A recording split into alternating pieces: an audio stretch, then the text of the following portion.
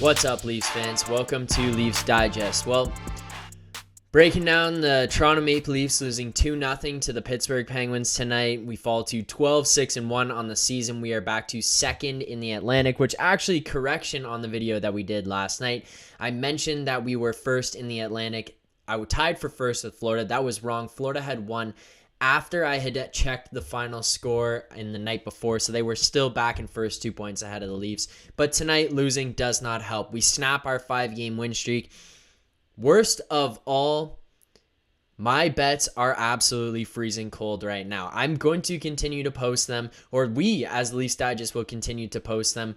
But maybe I got to get Josh in on these to kind of change the mojo up here a little bit, because I am in a freezer. If you followed along, I had 3 bets before tonight. Austin Matthews over 4.5 shots on goal. That was the only one that hit. The other one I had was Matthews anytime goal scorer. And finally, I had Leafs puck line at -1.5. Neither of those failed to convert. Leafs -1.5 puck line. Tough to do when you don't even score a goal. You lose 2-0. So that one hurts. Matthews anytime. The guy looked pretty good. He had 5 shots on goal, so he just gets my over on the shots. But other than that, not too much going on. So first things first about tonight's game. Travis Dermott out, Timothy Liljegren in, and I gotta say Timothy Liljegren played pretty well.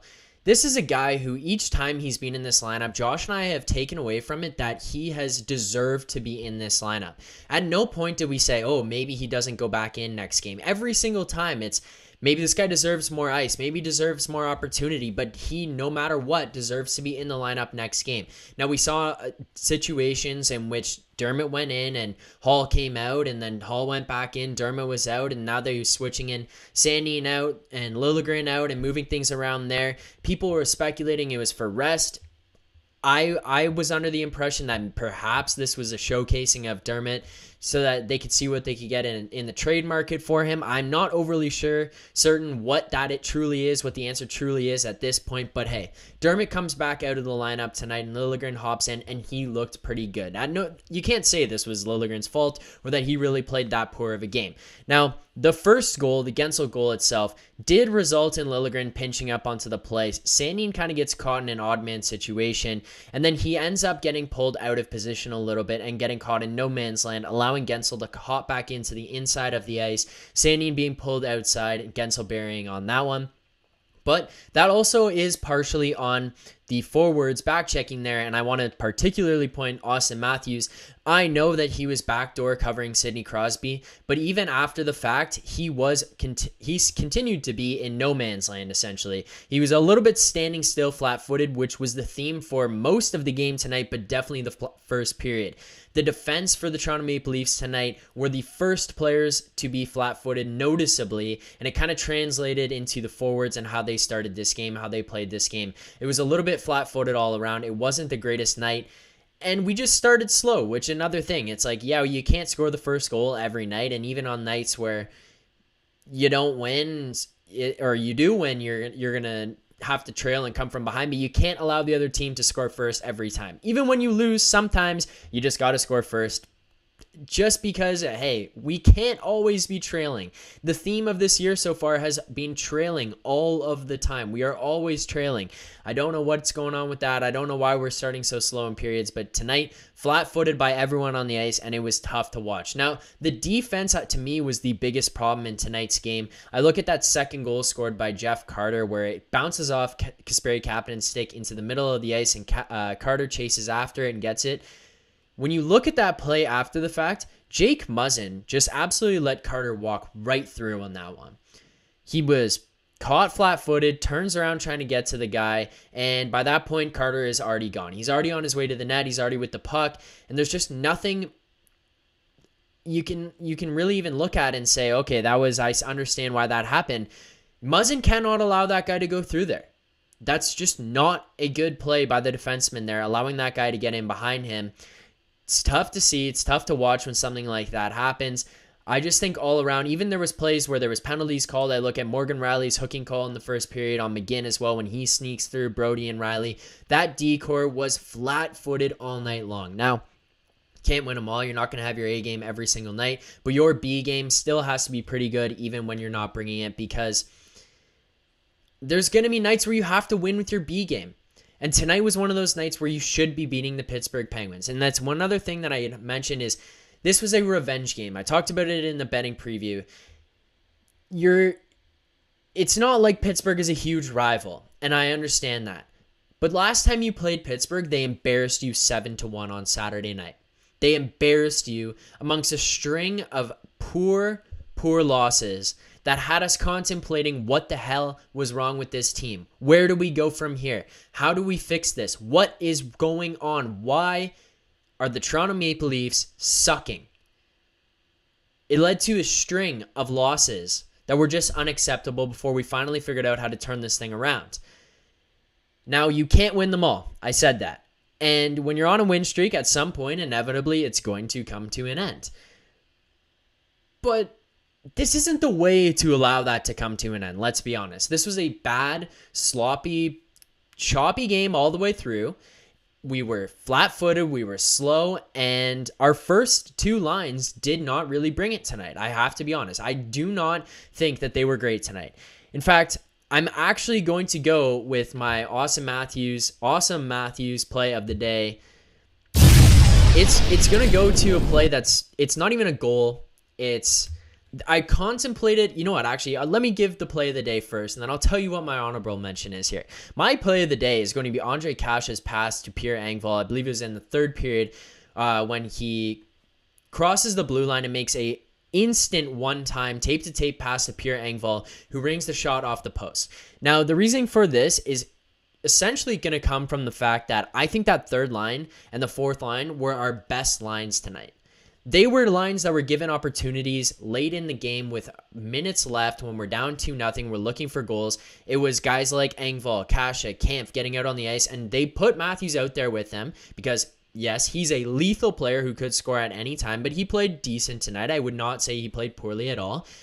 But you put out that third line primarily. You're not looking at Tavares, Marner, and Nylander out there with Matthews. It was the third line. They were the ones getting the opportunity, and rightfully so. They were playing the right way. They were creating chances, and that's specifically where I'm going with this Awesome Matthews play of the day for tonight.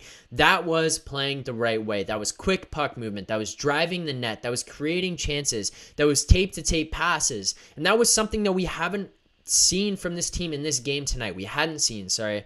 It was really isolated to tonight. Tonight was that slow, sloppy game, but you could almost honestly see it coming from that game against the Rangers, which is a weird, chunky game, really, is kind of the best way I could put it. It was a chunky game against the Rangers. It followed over into tonight, and now hopefully this doesn't move on with us forward in terms of how we're going to play. Oftentimes it was said, especially I remember through minor hockey, when you play a poor team and you thump them, you absolutely dummy them, you get to the point of developing some bad habits. As little kids, you remember you go out there and now you're starting to do way too much. You're dipsy-doodling around the ice and not making the passes, not making the simple plays, and then you play a good team again, and all of a sudden it's like, oh, that's not going to work. You can't do that because you've developed these bad habits. Now, the Rangers aren't a bad team, but along the way, as you continue to win these games and develop these win streaks, sometimes it can start to feel easy and some little bad habits can creep into your game. Then you run up against a team like the Pittsburgh Penguins tonight, where they've got Sidney Crosby and Jeff Carter, Chris Letang as leaders on that team. That's a team that's not going to let you get away with some of those things, and it was a little bit sloppy from the Leafs end tonight, hence the end result of tonight's game. So my power play of the day, or my Awesome Matthews play of the day, is going to go to that Kase pass across Engvall. But what I did mention is my honorable mention is going to be this quiet little play that probably didn't go that noticed, and it's going to be Nick Ritchie's hit behind the net at the end of the second period. Towards the end of the second period, puck goes in behind the net, and Nick Ritchie follows it in and absolutely crunches the guy along the boards. It wasn't some big blow-up hit where gloves were flying everywhere and guys needed to fight, but it's exactly what Nick Ritchie needs to do. And in the previous videos that we've done here, after we broke down Nick Ritchie's line change moving up to that first line, one of the biggest things that I talked about was a play, I believe it was actually against the Rangers. No, it was against Nashville, where he steps up along the boards near the blue line, separates the man from the puck. Matthews and Marner go in on a 2-on-1, and it turns into Ritchie having a fight in front of the net. That's what Nick Ritchie needs to do.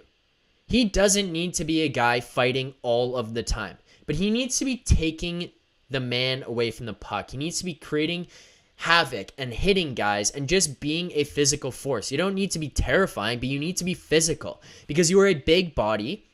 You are not a 30-40 goal scorer, and you need to figure out a way to use your size and your weight to your advantage. And that is kind of what he did when he followed that guy down behind the net. Now, the other thing I noticed from Ritchie actually tonight is this guy's a really good passer, which is another reason why I'm starting to think maybe it might not be that weird for Nick Ritchie to continue to be onto that first line. If he can create space and continue to pass the puck the way he's capable of, I think it might fit for him on that first line. Now, I did talk about the third and fourth lines being the best lines on the ice for the Leafs tonight. I think specifically Wayne Simmonds has been snake bitten. This guy is creating so many opportunities. He's a fast player. He's been playing fast. I don't think he's necessarily still a fast player, but he's found some life in his legs. He's rejuvenated his legs a little bit here, and he's been playing fast. He's been hitting guys. He's been creating chances. He's taking the puck to the net. He's been showcasing his hands a little bit here. He just can't score goals, which is quite unfortunate considering how well he's playing and how much he deserves to score. It's tough for Wayne Simmonds, but I think it's going to come. Those third and fourth lines, they were the best lines for the Leafs tonight. It's kind of a sad statement when you got $40 million tied up in your top six and you're looking at a situation where a Saturday night game, your third and fourth lines are your best lines. Now, I don't think that's any kind of sad statement on the third and fourth lines. And don't get me wrong, I love the third and fourth lines. When the line changes happened and Bunting got put on that fourth line, Josh and I talked about how excited we were for them to be on there. They've continued to uphold that excitement for us. I love what I see from them every single night, that fourth line. And the third line, they deserve to continue to stay together. They have been a line that has played very well defensively. They're responsible. They win draws. They don't take penalties. They kill penalties. And now they've been scoring. They've been getting on the board and creating chances for this team. The other thing that you can see specifically from that third line, they bring energy. They bring often times where they go into the offensive zone. They create energy for the rest of the guys coming out after them. They are cycling the puck. They hold the team in the zone for a long time. They'll hit guys. They block shots. They win those defensive zone draws. And those are all momentum swings for the Toronto Maple Leafs to push them, to propel them, to try to start taking it to the other team after the momentum that third line brings. And when the fourth line comes out after them, it's pretty exciting because they just follow it right up. So now it's up to the first and the second lines to be able to follow off of that momentum when things are slow, things are down like tonight. You just got to get to the simple, basic things, and hopefully you can chip away at Penguins leads like that. Now, the last thing that I want to talk about specifically about the game tonight, the power play sucked. Straight up, the power play sucked. In the first two periods, the power play chances that we had, the puck was moving decently well. We had some chances, but in the third period, when we're down 2-0, it sucked. That's just the best way to put it. It sucked. We weren't getting chances. We couldn't enter the zone. And the most embarrassing part of it to me is when you go on a 5-on-3, sure, maybe it's disconnected and you can't get shots off and things aren't good there, but you got to at least get to that point for it to not happen. We couldn't enter the zone on a 5-on-3, and that is an embarrassing statement when you're looking at Mitch Marner, William Nylander, John Tavares, Austin Matthews, Morgan Riley as the guys who are carrying this team on that first power play unit. How in the hell are you not crossing the blue line with the puck on a 5-on-3 power play? You're supposed to be some of the best players in the game. We can't carry the puck across the zone. Something about the zone entry needs to change, not just on the 5-on-3s. It's the 5-on-4s too. They're completely disconnected. We struggle getting in the puck in the zone. The best thing we can possibly do at this point on the power play is just skate cross center and fire it at the goalie and hope to God that he covers it so that we can get a face off in the offensive zone, because that's the only chance we have at setting up in the offensive zone. Even once we get in there after these, finally, once we break into the zone after 2-3 tries, it's a little bit scrambly because our zone entry was so broken. There's just not any fluidity going on into these zone entries, and it's tough to watch for its power play that's supposed to be so offensively lethal. It is hard to watch for this team when things like that happen. Now, I am a little bit down on just tonight's game. I'm not down on this team in general. I think there's things that we can figure out. And I think one of the biggest bright spots of all of this throughout this whole season is how incredible Jack Campbell plays. Even when we lose games, this guy is on. This guy is playing really well and making big saves that allow us to continue to keep a game at 2-0 instead of getting it to a 3-0, 4-0 game. Jack Campbell has been a stud all season long, and he continues that tonight. 29 saves, a .935 save percentage. And hey, I know he might be looking at that first one against a goal and saying, hey, I wish that I had that one back, but I don't think there's much he could do on the Carter one. It's tough. It's tough. He's definitely going to look at it and be like, man, I wish I didn't lose that game. He's had an incredible home record before tonight. He was 15-2-1 at home so far.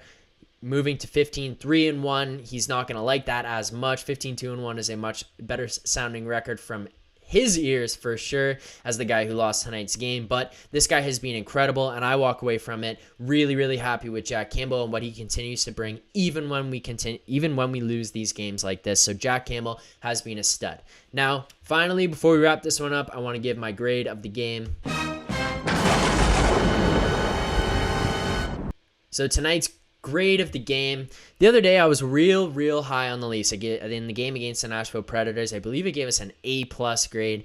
The other day, it wasn't as high against the Rangers. Actually, if I can check my notes real quick, I believe I gave it a B. Tonight, we lost compared to that B against the Rangers, but I'm going to go B- because I personally feel like we essentially played the same. I think it goes to the minus where the power play was so poor, and the flat-footedness by the D in the first period, and then the team overall. I think that's really where the minus comes in all of this. But honestly, if you look at the game against the Rangers against the game against tonight, I don't see much difference in the way that the team played from one night to the other. I think that we just got a win in one game and we lost the other one. I think that that's the main difference is the score, which I know that walking away with a win is a great thing, and you can kind of look at it and say no matter what happened, you can walk away feeling good. But I think in situations like the game against the Rangers, a lot of guys are going to walk away from that knowing they played poor and they still managed to win the game. They snuck that one out. Tonight, you walk away with the same feeling of you played poor, but hey, the result didn't go your way tonight. So that's really where I'm coming out with this B-. Instead of sliding it down to a C or anything like that, I think part of it comes from the third and fourth lines. The depth of this team has continued to play really well. And then Jack Campbell has obviously been a stud as well. I also did see some nice things from Nick Ritchie in terms of his passing ability, being physical, things like that changing in his game. So I really enjoyed that. But Leafs fans, tough. A little bit tough for that kind of loss to happen. Not tough that we lost the game. Losses happen. I understand that. It's more tough about the way they lost the game. So hopefully they can bounce back. But we will see you guys tomorrow, Sunday, November 21st at 7:30 p.m. against the New York Islanders. We'll see you guys after the game. Keep believing.